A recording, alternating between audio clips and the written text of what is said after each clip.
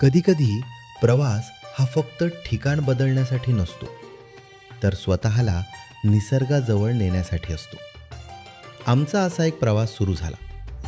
पुण्याहून थेट उमरेड कारहांडला जंगलाकडे. शहर मागे राहिले आणि समोर उघडू लागलं जंगलाचं जग. कारहांडला गेटजवळ जंगलाच्या कुशीत वसलेलं केपी वुड्स रिसॉर्ट.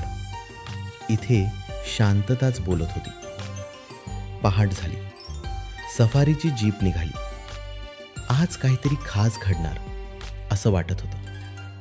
घनदाट जंगल, पक्ष्यांचे आवाज, हरणं, जंगली कुत्रे आणि अचानक श्वास थांबला.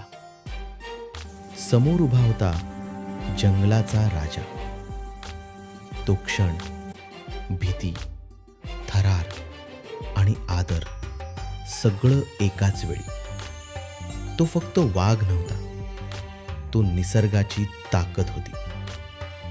कारहांडला मला शिकवून गेलं, जंगल पाहायचं नसतं, अनुभवायचं असतं. तुम्हाला ही जंगल सफारी आवडते का? लाईक, शेअर आणि सबस्क्राईब करा.